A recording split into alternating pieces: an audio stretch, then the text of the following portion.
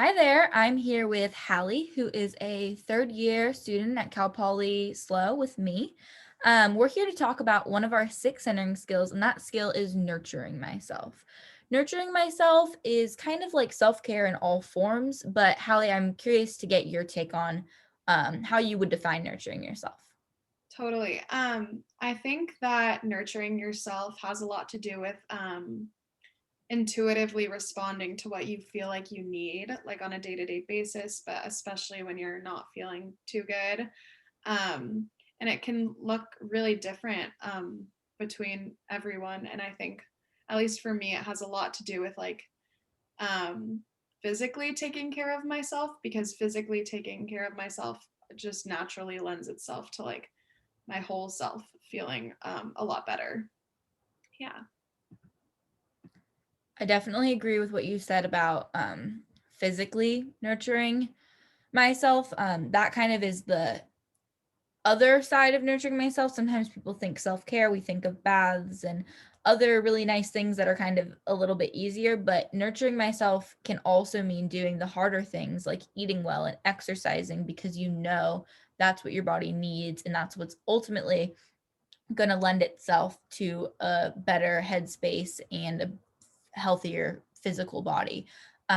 So for me, like one way I nurture myself is eating well, but then also another way that I nurture myself is eating junk food when I feel like I need it because I'm someone that has like sometimes an iffy relationship with food where there's guilt involved where there shouldn't be guilt. So eating junk is a way that I nurture myself, but generally exercising and eating well is also a form of nurturing myself. And you hit on a really important point early on is that it's so intuitive. It's about really first noticing myself, which is another centering skill, and kind of doing that body scan to feel where you're at mentally and physically and take the steps then, which is the hardest part, to kind of get back to a place of center. Totally. And our moment of inquiry for this skill is how can I nurture my body, emotions, mind, and spirit? So it's a really holistic approach. I shared an example of how I nurture myself, but I'm curious if you have an example of a time that you've nurtured yourself. Yeah, I like what you said about how yeah, like nurturing yourself has to do with like eating well, and that can look like either eating junk food or eating healthy depending on how you feel. And I think I can really relate to that.